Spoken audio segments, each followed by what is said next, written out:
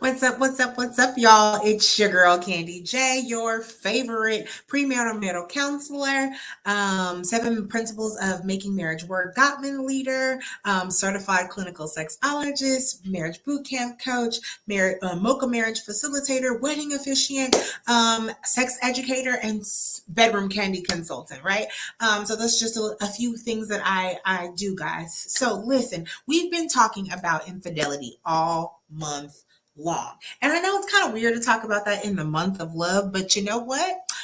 This is when infidelity actually happens a lot more. I know that some of you guys saw my little spiel on Barbara and Shirley. And if you're in a Barbara and Shirley situation, please reach out to me because infidelity is definitely one of my specialties. And either making you guys be able to get through the hard time and stay together, or being able to facilitate conversations about the infidelity so that you guys can have an amicable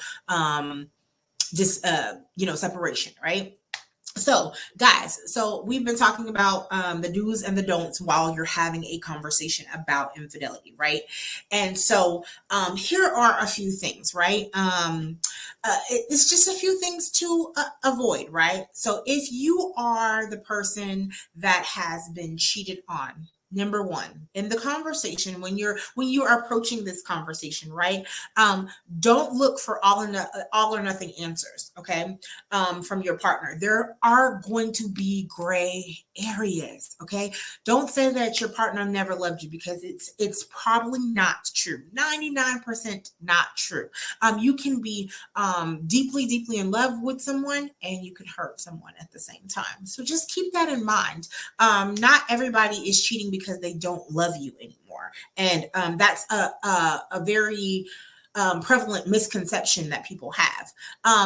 Number two, don't over focus on the negative, because you may be ignoring the positive elements that are being brought to the conversation.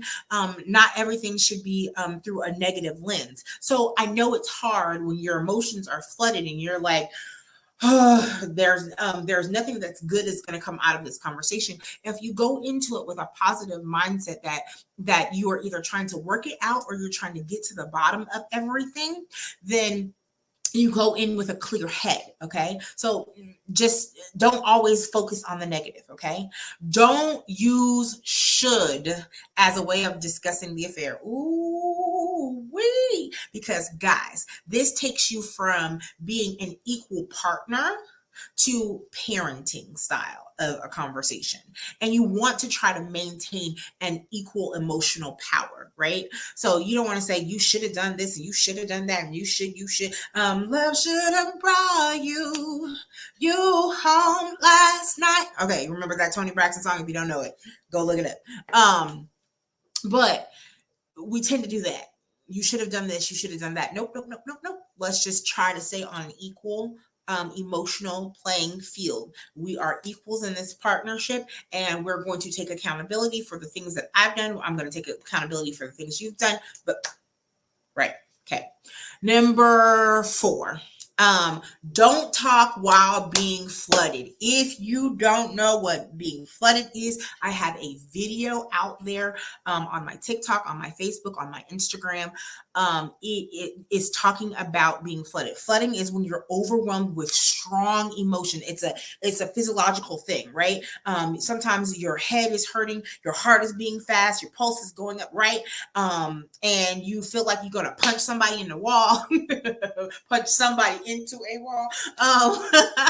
But listen, do not talk while you're flooded. If you have a pause word in place, use that pause word. And if you don't know what pause is, I have a whole video on that on all of my websites.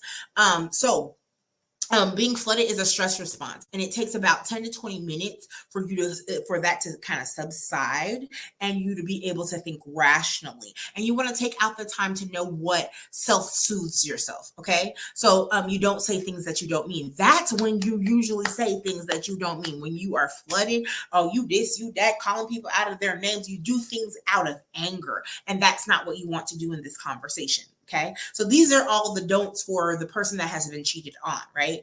And flooding also goes for the other partner as well, but it's definitely because you're full of hurt and anger and possibly resentment and the feeling of being betrayed. Flooding is usually easier for you than it is for the other partner. So now for the don'ts for the unfaithful partner, right? Sometimes the unfaithful partner wants to try to cope by not even having this type of conversation. But let's be real. You've got to come clean. And I do mean 100% clean. And because I know you want to kind of unconsciously protect yourself in the conversation, but you've got to, number one, remain calm, clear, and relax. And because you have the power in this conversation to choose to be rational and have rational responses. Okay. So number one, and that wasn't really number one, it was just a little nugget I was giving you guys. But number one, don't rush to respond. And I'm talking to the unfaithful partner. Listen, put on your listening ears, escuche, and listen 3 times or 4 times harder than you speaking.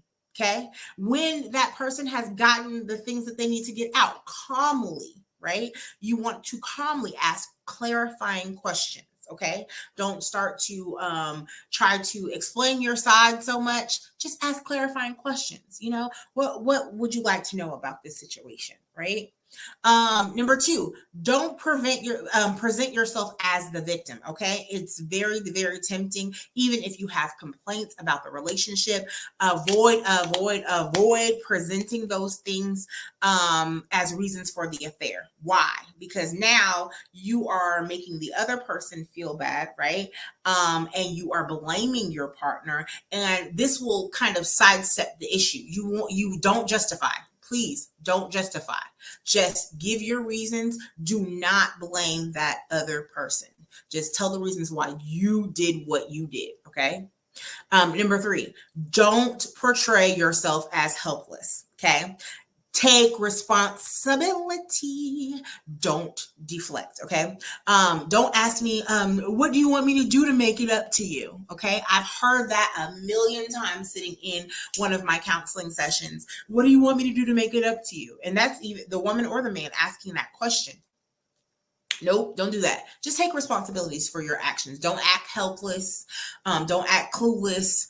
Take responsibility. Number 4, don't stonewall. Do not shut down. Do not resign. Do not act like, disinterested in the conversation, because it's going to add to your partner's frustration. Okay. And stonewalling is never good because it never leads to a resolution of anything.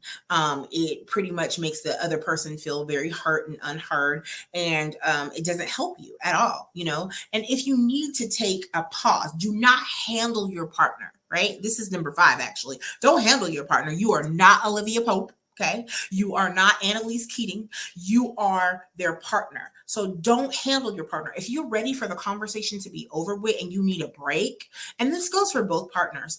If you need a break, call that pause or say, just admit you would like to stop talking. But do not say this. And if you don't have a pause in place, do not say this and not have a designated time to come back to it. If it's getting too heated and too emotional and you don't feel like that you can really have this conversation and be logical without sarcasm, without judgment, without all of those things, then yes, it's time to take a break, right?